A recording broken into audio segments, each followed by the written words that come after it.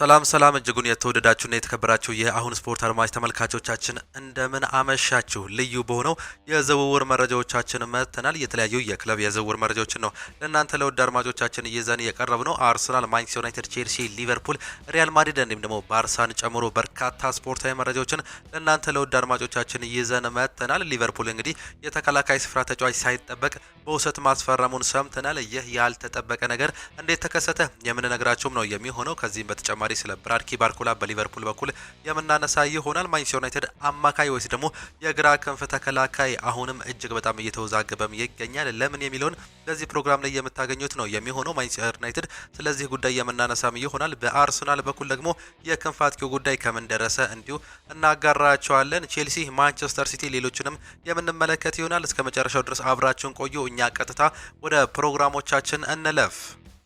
ከማንቸስተር ዩናይትድ መረጃዎቻችን ስንጀምር ማንቸስተር ዩናይትድ በአሁኑ ሰዓት ላይ እንግዲህ እጅግ በጣም ግራ መጋባት ውስጥ እንዳለ በርካታ መረጃዎች እያሳዩ ይገኛሉ። ከዚህ በፊት 3 የአማካይ ስፍራ ተጫዋች ያስፈርማል ተብሎ ነበር። ነገር ግን አንድሬ ሳንቶስን እንዲሁም ደግሞ እጅግ በጣም ልምድ ያለውን ቤልጂየማዊ ዩሪ ቴሌማንስን ካስፈረሙ በኋላ ግን የተለያዩ መረጃዎችን እየሰማንም እንገኛለን። በአሁኑ ሰዓት ላይ የአማካይ ስፍራ ላያመጡ እንደሚችሉ ነው መረጃዎች እያሳዩት የሚገኙት። እናም ይህ ነገር ምናልባትም እንግዲህ በማንቸስተር ዩናይትድ በኩል ተጫዋቾች ሳያስፈርሙ ሊጠናቀቁ ይሆን የሚሉ አሁን አስፈሪ ሀሳቦች እየተነሱም ይገኛሉ። ምናልባትም 7 ወይም ደግሞ 8 ተጫዋቾችን ያስፈርማል ሲሉ ቤን ጃኮብስ እንዲሁም ደግሞ ሌሎች ታዋቂ እንደ ዴቪድ ኦርነስቲን እንዲሁም ፋብሪዚዮ ሮማኖ ከዚህ በፊት ተናግረውም ነበር ዝውውሩ ከመጀመሩ በፊት። ማንቸስተር ዩናይትድ ግን በዚህ ረገድ በአሁኑ ሰዓት ላይ እጅግ በጣም ቀዝቅዞ ነው እየተመለከት ነው የምንገኘው። 3 ያክል ተጫዋቾችን በእርግጥ አስፈርሟል። በተለይም 2 አማካይና 1 በረኛ ማስፈረሙን ተመልክተናል። ነገር ግን ሌሎች ቦታዎችን ማጠናከር ፍላጎቱ እንደሌለ ከተገለጸ በኋላ በአሁኑ ሰዓት ላይ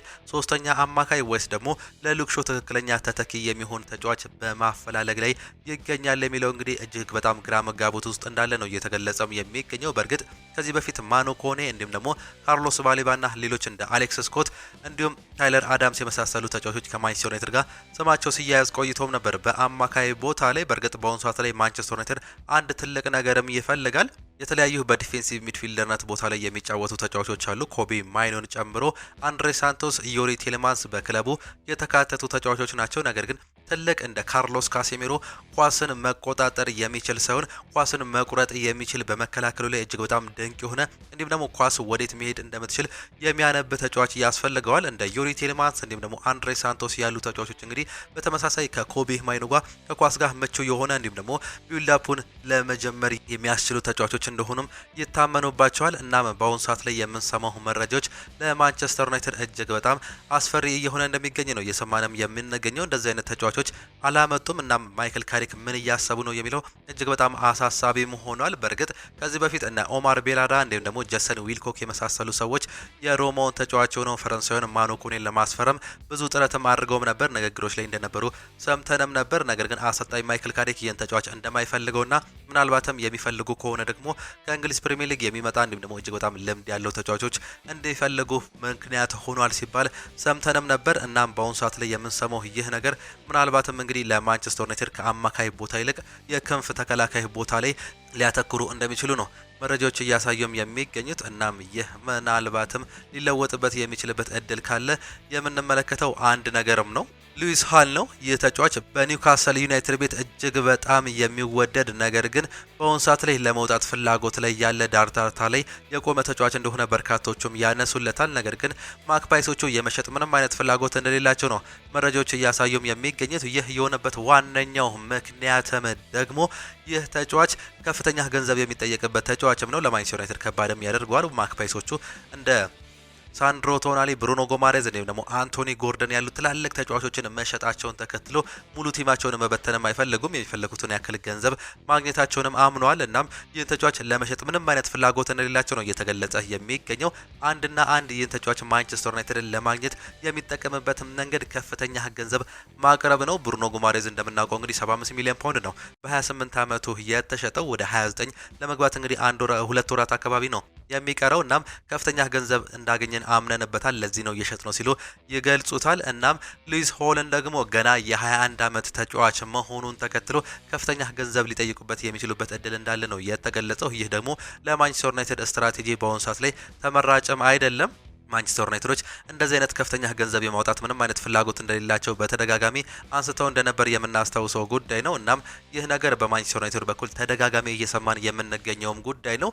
ይህ ተጫዋች ካልመጣ ግን ሌላ ማንን ይመለከቱታል የሚል ሀሳቦችን ነው እየገለጹም የሚገኙት። እናም ይህ ነገር ከምንሰማበት ዋነኛ ምክንያት አንቶኒ ሮቢንሰን ነው። ይህ አሜሪካዊ ተጫዋች እድሜው ገና ነው፣ እንዲሁም ደግሞ ማደግ የሚችል ተጫዋችም ነው። በእርግጥ ከዚህ በፊት በእንግሊዝ ፕሪሚየር ሊግ ተደጋጋሚ የጉዳት ሪከርዶች አሉበት። ነገር ግን በዓለም ዋንጫው ያሳየው ብቃት በርካታ ክለቦች እሱን እንዲፈልጉት ዋነኛ ምክንያት ሆኖም እንደነበር እናስታውሳለን። እናም ማንቸስተር ዩናይትድ ሁለተኛ አማራጭ እሱን ሊመለከት የሚችልበት እድል እንዳለ ነው እየተገለጸም የሚገኘው። እናም ማንቸስተር ዩናይትዶች በክንፍ ተከላካይ ቦታ ላይ እነዚህን ሁለቱን ተጫዋቾች እየተመለከቱ እንደሚገኙ እየተገለጸ ይገኛል። ሌላኛው የአጥቂ ስፍራ ተጫዋችም ነው።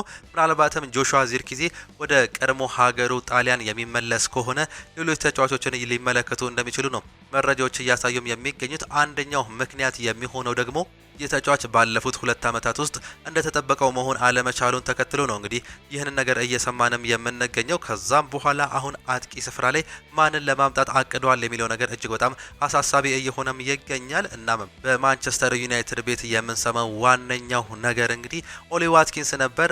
በአስቶን ቪላ ቤት ግን ተጫዋች ይለቃል ተብሎ በማይጠበቅበት በዚህ ሰዓት ላይ ያልተጠበቀ መረጃን እየሰማን እንገኛለን። የብሬንትፎርዱ አምና በሁለተኛ ኮከብ ጎል አግቢነትን ያጠናቀቀው ብራዚላዊው ኢጎር ቲያጎ እየተመለከቱት የሚገኙት የአጥቂ ስፍራ ተጫዋች መሆኑ ነው እየሰማንም የምንገኘው። አምና ወደ 22 የሚጠጉ ጎሎችን አስቆጥሮም ነበር። እናም ልምድ ያለው የእንግሊዝ ፕሪሚየር ሊግ ተጫዋች መሆኑን ተከትሎ የቤንጃሚን ሴስኮ ትክክለኛ ተፎካካሪ ይሆናል ብለው እንደሚያምኑበት ነው መረጃዎችም የሚያሳዩት። እናም ማንቸስተር ዩናይትድ በአጥቂ ስፍራ ላይ እንደዚህ አይነት ተጫዋቾችን እየተመለከተም ይገኛል። በክንፍ አጥቂ ቦታ ላይ ከዚህ በፊት ስሞች ይነሱም ነበር። በአሁኑ ሰዓት ላይ ግን የማርከስ ራሽፎርድ በማንቸስተር ዩናይትድ የመቆየት እድሉ እስከ 80% ከፍ ማለቱን ተከትሎ ይህንን ሀሳባቸውን ቀይረዋል። እንዲሁም ደግሞ ፓትሪክ ዶርጉ በዛ ቦታ ላይ እንደሚጫወቱ ነው እያመኑም የሚገኙት። በዚህ የተነሳ ማንቸስተር ዩናይትዶች የዝውውር መስኮታቸው በአሁኑ ሰዓት ላይ ይህንን ነው የሚመስለው። ሌላኛው የአርሰናል መረጃን ነው የምናነሳው። አርሰናል በተለይም ብሩኖ ጉማሬዝን ካስፈረመ በኋላ እጅግ በጣም እየጠነከረም ይገኛል። አስፈሪ ቲም ነው እየሆነም የሚገኘው። በእርግጥ ከቪኒሺየስ ጁኒየር ጋር ያለው ጉዳይ እየተሳካለት እንዳልነበር ሰምተናል። ይህም ጉዳይ ግብር በእርግጥ ቢሳካ ኖሮ ትልቅ ነገርን እንደሚያሳካ በርካቶቹም ያምኑም ነበር። ምናልባትም በእንግሊዝ እንዲሁም በአርሰናል ታሪክ ትልቁ ተጫዋች ፈርሞም ይሆንም ነበር። ነገር ግን ይህ ዝውውር ባይሳካ እንኳን አርሰናል ትልቅ ነገርን እንዳሳካ በርካቶቹ እያመኑ ይገኛሉ። ቪኒሺየስ ጁኒየርን ቢያጣም እንኳን ትላልቅ ተጫዋች የማምጣት አቅም እንዳለው አሳይቷል የሚል እምነትን ነው በበርካቶቹ ዘንድ እየተፈጠረም የሚገኘው። በእርግጥ ቪኒሺየስ ጁኒየር የመውጣት እቅዱ ነበር። ነገር ግን በስተመጨረሻም ከሎስ ብላንኮቹ ጋር መስማማቱን ተከትሎ ነው እንግዲህ በአሁኑ ሰዓት ላይ ይህ ነገር እየተፈጠረም የሚገኘው። እናም አርሰናሎች ምንም እንኳን ቪኒሺየስ ጁኒየርን ባያስፈረሙትም ወደ ጁሊያን አልቫሬስ ሲዞሩ ከፍተኛ ገንዘብ ቢጠየቁም የመክፈል እድል እንዳላቸው ነው መረጃዎች እያሳዩም የሚገኙት። ቪኒሺየስ ጁኒየር በአሁኑ ሰዓት ላይ ከሪያል ማድሪድ ጋር የ6 ዓመት ኮንትራት መፈራረሙን ተከትሎ አርሰናሎች የተለያዩ የክንፍ ተጫዋቾችን እየተመለከቱም ነው የሚገኙት። ከነዚህ መካከል አንደኛው የሆነው የኤቨርተኑ ተጫዋች የሆነው ኢሊማን ኒንጃዬ ነው። ይህ ተጫዋች በእርግጥ ወደ ሳውዲም ጥያቄ እየቀረበለት ይገኛል። ማንቸስተር ዩናይትድም የእሱ ፈላጊ ሆኖ እንደቀረበ ከዚህ በፊት ሰምተንም ነበር። ነገር ግን በአሁኑ ሰዓት ላይ አርሰናል እሱን የሚፈልግበት እድል እንዳለ መረጃዎችም እያሳዩም ይገኛሉ። በኤቨርተን ቤት ትልቅ ነገሮችን ያሳየው ኢሊማን ኒንጃዬ በተለይም በርካቶቹ የሚፈልጉት ዋነኛ ምክንያት እንግዲህ ተጫዋቹ በማጥቃት ረገዱ ላይ እጅግ በጣም የተሳካለት ተጫዋች ተደርጎም ይወሰዳል። በአጫዋቱ ረገድ ድሪብሊንጉ እጅግ በጣም የተካነ ነው። በእርግጥ በዚህ ዓመት እንግዲህ ጥሩ እንቅስቃሴን ያደረገበትን ዓመት አጠቃላይ ተመልክተንም ነበር። በኤቨርተንም ቤት እንግዲህ ለውጦች ከተፈጠሩም በኋላ በተለይም አሰልጣኝ ዴቪድ ሞይስ ከመጣ በኋላ የእሱ እድገት እጅግ በጣም እየጨመረም መጥቷል። በ2026 እንግዲህ በዚህ ዓመት 32 ጨዋታዎችን ማድረግ የቻለ ሲሆን 6 ጎልና 3 አሲስቶችን ማስመዝገብ የቻለም ተጫዋችም ነው። እድገቱም እጅግ በጣም የተሻለ ነው። አምና ደግሞ በ2025 33 ጨዋታዎችን አድርጎ 9 ጎሎችን ማስቆጠር የቻለ ተጫዋች እንደነበር እናስታውሳለን። ባለፉት 2 ዓመታት እንግዲህ በኤቨርተን ቤት ትልቅ ለውጦችን አሳይቶም ነበር። በእርግጥ በ2023-24 ማርሴይ ጋር የነበረውም እንዲሁ 30 ጨዋታዎችን በማድረግ እንግዲህ አጠቃላይ ጥሩ ደረጃ ላይ የደረሰም ተጫዋችም ነበር። ከዛ በፊት በሼፊልድ ዩናይትድ በእንግሊዝ ፕሪሚየር ሊግም እንዲሁ የተጫወተ ተጫዋች እንደነበር የምናስታውሰውም ጉዳይ ነው። በእንግሊዝ ፕሪሚየር ሊግ እንዲሁም በፈረንሳይ ሊጓንም ልምድ ያለው ይሁ ተጫዋች በአሁኑ ሰዓት ላይ በአርሰናል እጅግ በጣም ከሚፈለጉ ተጫዋቾች መካከል አንደኛው ተደርጎም ይቆጠራል። እናም አርሰናሎች በአሁኑ ሰዓት ላይ ከሚፈልጓቸው አንደኛው ተጫዋቾች መካከል ይጠቀሳለም ተብሏል። በእርግጥ እንደሚፈልጋቸው እንደ ብራድኪ ባርኮላ ወይም ደግሞ ጁሊያን አልቫሬዝ ትልቅ ደረጃ ላይ የደረሰ ተጫዋች ወይም ደግሞ ራሱን በትልቅ ደረጃ በአውሮፓ ሻምፒዮንስ ሊግ እንዲሁም ደግሞ በትላልቅ በሌሎች ደረጃዎች ያሳየ ተጫዋች ባይሆንም እንግዲህ በዓለም ዋንጫው ላይ ከሀገሩ ጋር ያሳየው እንቅስቃሴ እንዲሁም የሚወደድ እንደሆነ በርካቶቹም ያነሱለታል። ሌላኛው ብራድኪ ባርኮላ ነው። ይህ ተጫዋች እንግዲህ ሁለት ተከታታይ የአውሮፓ ሻምፒዮንስ ሊግን ጨምሮ የተለያዩ የዋንጫ ደረጃዎች ስታቲክሶች ያሉት ተጫዋችም ነው። ገና ወጣት ተጫዋችም ነው። ነገር ግን በአሁኑ ሰዓት ላይ ገና በወጣትነቱ ያሳካው ነገር እጅግ በጣም ትልቅ ነው። በፈረንሳይ ሊጓን ብዙ ነገሮችን አሳይቷል። ከሊዮን ነበር እንግዲህ ፓሪስ ሳን ጀርሜኖች ያስፈረሙት። ከዛም በኋላ ያለፉትን 3 ዓመታት እንግዲህ ጥሩ እድገትን ያሳየ እጅግ አስገራሚም ተጫዋችም ነበር። በ2023-24 ነበር እንግዲህ ይህን ተጫዋች ያስፈረሙት። በመጀመሪያው አመቱ 25 ጨዋታዎችን አድርጎ 4 ጎልና 7 አሲስት በማስመዝገብ እንግዲህ አጀማመሩ ድንቅ እንደነበር በርካቶቹ እንዲወዱት መንስኤም ሆነ አምና በ2024-25 የመጀመሪያውን የአውሮፓ ሻምፒዮንስ ሊግ በአሰልጣኝ ፓሪስ ሰን ጀርሜኖች ሲያሳኩት ዋነኛ ተጠብቃሽ ተጫዋች እንደነበር እናስታውሳለን። 34 ጨዋታዎችን አድርጎ 14 ጎልና 10 አሲስት በማስመዝገብ በአጠቃላይ በ24 የጎል ተሳትፎ እንግዲህ ድንቅ አመቱን ማሳለፍም ቻለ። እድሜው ገና መሆኑን ተከትሎ በርካቶቹ በሱም ተማረኩ። አምና እንዲሁ በ2025-26 በተጠናቀቀው የውድድር አመት ደግሞ 29 ጨዋታዎችን ያደረገ ሲሆን 11 ጎሎችንና 1 አሲስት በማስመዝገብ 12 ጎል ተሳትፎ ማድረግም ችሎ ነበር። በእርግጥ በዚህ አመት እንዳምነው ጥሩ እንቅስቃሴ ባያሳይም በእርግጥ በዛ ቦታ ላይ ዲዜሬዴ እየተበለጠ ይገኝም ነበር። ይህ ነው እንግዲህ በአሁኑ ሰዓት ላይ በፓሪስ ሰን ጀርሜን ቤት እንዲከፋ ዋነኛ መንስኤም የሆነው አዲስ ኮንትራትም እንዳይፈረምም የሆነበት ዋነኛ ምክንያት የዚህ ተጫዋች ጉዳይ ይህ ነው። እናም በአሁኑ ሰዓት ላይ ብራድኪ ባርኮላ ከሊቨርፑል ጋር ስሙ በተያያዘ ጊዜ ቁጥር እንግዲህ አርሰናሎችም እሱን ለመጥለፍ እንደሚፈልጉ ነው መረጃዎች እያሳዩ የሚገኙት። ገና 23 ዓመቱ ነው። እናም ከ130 ሚሊዮን ፓውንድ በላይ ሊወጣበት የሚችልበት ተጫዋች እንደሆነ ፓሪስ ሰን ጀርሜኖች ያምናሉ። እንደ ጎንካሎ ራሞስ ያሉ ተጫዋቾችን በ70 ሚሊዮን ፓውንድ መሸጣቸውን ተከትሎ ብራድኪ ባርኮላን ደግሞ በከፍተኛ ገንዘብ እንደሚሸጡትም አምነዋል። እናም ይህ ነገር በቅርቡ የምንመለከተው ዝውውር ይሆናል ተብሎ ይጠበቃል። በአርሰናል ወይም ደግሞ በማንቸስተር ዩናይትድ ይህ ነገር፣ በሊቨርፑል ይህ ነገር የሚጠበቅ መሆኑ ነው እየሰማንም የምንገኘው። ሌላኛው እንዲሁም ደግሞ ትልቁ ዝውውር ይሆን የሚችለው የቀድሞ የማንቸስተር ሲቲ ተጫዋች አርጀንቲናዊ በአትሌቲኮ ማድሪድ የምንመለከተው ጁሊያን አልቫሬዝ ነው። ይህ ተጫዋች በእርግጥ ወደ እንግሊዝ ፕሪሚየር ሊግ ይመጣል አይመጣም አሁንም ያልተፈጣም ቀኔ ነው። ነገር ግን በአሁኑ ሰዓት ላይ እሱ ወደ ባርሴሎና የመሄድ ፍላጎት ቢኖረውም ከፍተኛ ገንዘብ የሚጠየቅበት እንዲሁም ደግሞ አትሌቲኮ ማድሪዶች ወደ እሱ ምንም አይነት ሽያጭን ለማድረግ እንደማያስቡ ከተረጋገጠ በኋላ ወይም ከተናገሩ በኋላ ምናልባትም ዝውውሩን ተጫዋቹ በአትሌቲኮ ማድሪድ ቤት መቆየት አልፈለግም ብሎ ግልጽ ቢያደርገው ኖሮ ይህንን ነገር የሚመለከተው አርሰናል እንደሆነ እየተገለጸም ይገኛል። አርሰናል በቪኒሲየስ ጁኒየር ዝውውር ላይ እንግዲህ ከፍተኛ ገንዘብ የማውጣት አቅም እንዳለው አሳይቷል። እናም አትሌቲኮ ማድሪዶች ምናልባትም ይህንን ገንዘብ ካዩም በኋላ ከፍተኛ ገንዘብ ጠይቀውበት ወደ እንግሊዝ ዳግም ሊልኩት እየችሉ ይሆን እየተጠየቀም ይገኛል። አሰልጣኝ ሚኬል አርቴታ እጅግ በጣም የሚያደንቀው ተጫዋች ነው። ቨርሳታይል ነው። በ10 ቁጥር በክንፍ አጥቂ እንዲሁም ደግሞ በዋና አጥቂነት የመጫወት አቅም ያለው እጅግ በጣም አስገራሚም ተጫዋችም ነው። በእንግሊዝ ፕሪሚየር ሊግ በማንቸስተር ሲቲ ቤት እንግዲህ ያሳየውን አቋም ተከትሎ ነበር አትሌቲኮ ማድሪድ እሱን ማስፈረምም የቻሉት። እናም አሰልጣኝ ሚኬል አርቴታ እሱን የግላቸው ለማድረግ የማይፈነቅሉት ድንጋይ እንደሌለ መረጃዎችም ያሳያሉ። አርሰናሎች በእነዚህ ተጫዋቾች ላይ እጅግ በጣም እየጠነከሩ እንደሚገኙ መረጃዎችም ያሳያሉ። ምናልባትም እነዚህ ተጫዋቾች ወደ አርሰናል የመምጣት እድል ካላቸው እንደ ጋብሪኤል ማርቲኔሊ ያሉ ተጫዋቾች ደግሞ ወደ ጋላታሳራይ ወይም ደግሞ ወደ ሌሎች ክለቦች የመሄድ እድል እንዳላቸው እየተገለጸም ይገኛል። ይህ ተጫዋች በእንግሊዝ ፕሪሚየር ሊግ ያለፉትን 2 ዓመታት ኮንሲስተንት ሆኖ አለመጫወቱን ተከትሎ አርሰናሎች ትክክለኛ ተተኪ የሚያገኙ ከሆነ እንደሚሸጡትም ነው እየተገለጸም የሚገኘው። ሌላኛው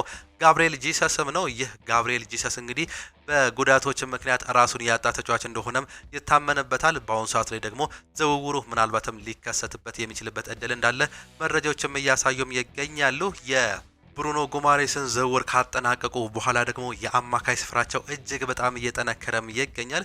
ብሩኖ ጉማሬስ መምጣቱን ተከትሎ አምና የመጣው ማርቲን ዙቢሜንዲ ከሊቨርፑል እንዲሁም ከሌሎች ክለቦች ጋር ስሙ እየተያዘም ይገኛል። በአሁኑ ሰዓት ላይ ቼልሲ እሱን እንደሚፈልግ ምናልባትም ኤንዞ ማሬስካን የሚያጡት ከሆነ እሱን ለመውሰድም ፍላጎት እንዳላቸው ጭምጭምታዎች እየሰማንም እንገኛለን። እናም ዝውውሮች ከዚህ ጋር በተያያዘ አርሰናል ይህንን መረጃዎችን ይዞ እየወጣ እንደሚገኝ መረጃዎችንም ሰማን። ወደ ሊቨርፑል መረጃዎቻችን ስናልፍ እንደነገርናችሁ እንግዲህ በአሁኑ ሰዓት ላይ ብራድኪ ባርኩላን የሚፈልጉት ተጫዋች እንዲሁም በመጀመሪያ ደረጃ በድርድራቸው እንደተስማሙ እየተገለጸም ይገኛል።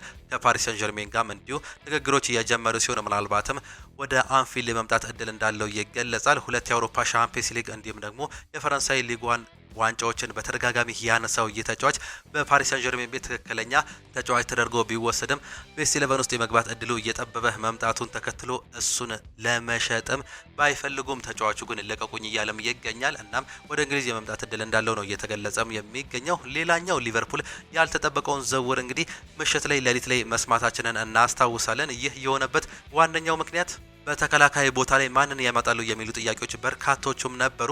ተከላካይ በተለይም የኢብራሂማ ኮናቴ መልቀቅን ተከትሎ የእሱ ተተኪ ይሆናል ተብሎ የሚጠበቅ ተጫዋቾች ቢኖሩም ነገር ግን ሊቨርፑሎች ዝም ብለው ቆይተውም ነበር። እናም ለምንድን ነው ይህ ዝምታ የሚሉ ጥያቄዎች ይበዙም ነበር። ነገር ግን ከመጋረጃ በስተጀርባ ያልተጠበቀ ስራን በመስራት አሰልጣኝ አንዶኒ ኢራኦላ ሮናልድ አራሆ እንዲመጣላቸው መጠየቃቸውን ተከትሎ ሳይጠበቅ ነበር እንግዲህ ሂር ዊ ጎ የሚለውን ድምጽ እየሰማ ነው። እናም የኢብራሂማ ኮናቴ ትክክለኛ አጣማሪ ይሆናል በሚል እምነት እንግዲህ በውሰት ውል ማስፈረማቸው ለሊቨርፑል ትልቅ ነገርን ይፈጥራል ተብሎ ይጠበቃል። ውሰት ውል መሆኑ ደግሞ እጅግ በጣም ትልቅ ነው። በእርግጥ ይህ ተጫዋች በጉዳቶች ምክንያት እንግዲህ በባርሴሎና ከነበረው ቤስት 11 አሰላለፍ ውስጥ የወጣው በተለያዩ ምክንያቶችም ነበር። በመጀመሪያ በጉዳት፣ በሁለተኛ ደረጃ ደግሞ በጭንቀትም ምክንያት እንግዲህ ከክለቡ ሁሉ ተለያይቶ እንደነበር እናስታውሳለን። በፍቃድ ምክንያት በአሁኑ ሰዓት ላይ ግን አቋሙን እያገኘ መምጣቱን ተከትሎ ሊቨርፑሎች ይህ ተጫዋች ትክክለኛ የኛ ተጫዋች ነው በማለትም በውሰትም አስፈርመውታል። እናም የግላቸው ለማድረግ ብዙ ነገሮችን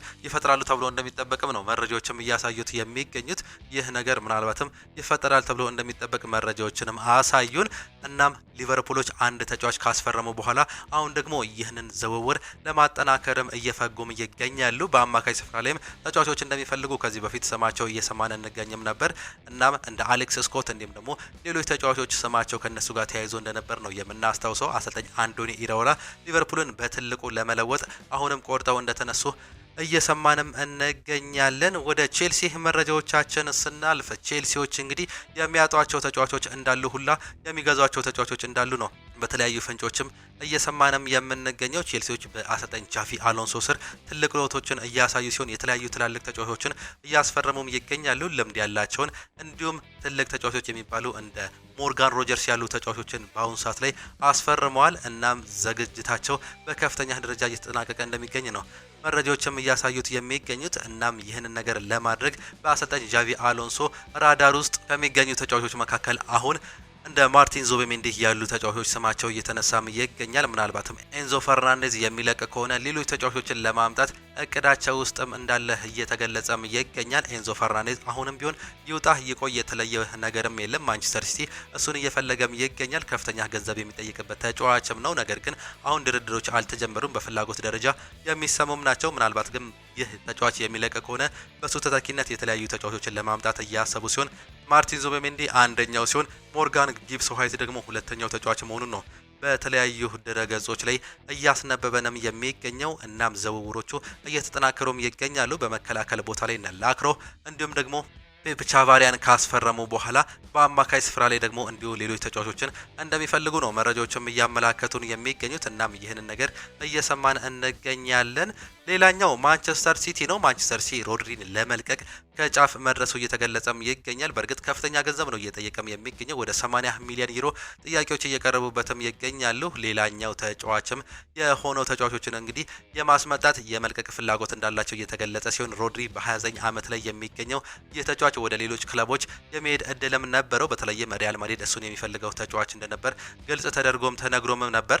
ከዛም በኋላ በሁለተኛ ደረጃነት ደግሞ የሚፈልጋቸው ተጫዋቾች እንዳሉ ሰምተናል። እናም አዩብ ቧዲ በአሁኑ ሰዓት ላይ እሱን ተክቶ የሚመጣ ተጫዋች እንደሆነ ነው በማንቸስተር ሲቲ ቤት እየሰማንም የምንገኘው። እንደዚህ አይነት ዝውውሮች በማንቸስተር ሲቲ ቤት እየሰማን ሲሆን እንደ አዲስ ኢራ እየፈጠሩ ይገኛሉ። አሰልጣኝ ኤንዞ ማሬስካ እነዚህን ተጫዋቾች የግላቸውን ለማድረግም የማይፈነቅሉት ድንጋይ እንደሌለ እየሰማንም እንገኛለን። አሰልጣኝ ፔፕ ጋርዲዮላን ካሰናበተ ወይም ደግሞ ከተለያየ በኋላ አሰልጣኝ ኤንዞ ማሬስካን ከመጡ በኋላ ትልቅ ኢራን እየፈጠሩ ሲሆን በወጣቶች ልምድ ባላቸው ተጫዋቾች እንደ አዲስ ቲሙን እየሰሩም ይገኛሉ። እንደ በርናንዶ ሲልቫ እንዲሁም ደግሞ ጆን ስቶንስ እና በአሁኑ ሰዓት ላይ ሮድሪ ያሉ ተጫዋቾችን በመልቀቅ አዳዲስ ተጫዋቾችን በማምጣት ትልቅ ለውጥን እያመጡም ይገኛሉ። ከነዚህ መካከል የሚጠቀሰው ኤሊዮት አንደርሰን ነው። በአሁኑ ሰዓት ላይ ደግሞ አዩብ ቧዲን እየሰማንም እንገኛለን። ወጣት ተጫዋቾችን ልምድ ያላቸው ተጫዋቾችን እያፈራረቁ ለመጠቀምም እድል እንዳላቸው መረጃዎችም ያሳያሉ።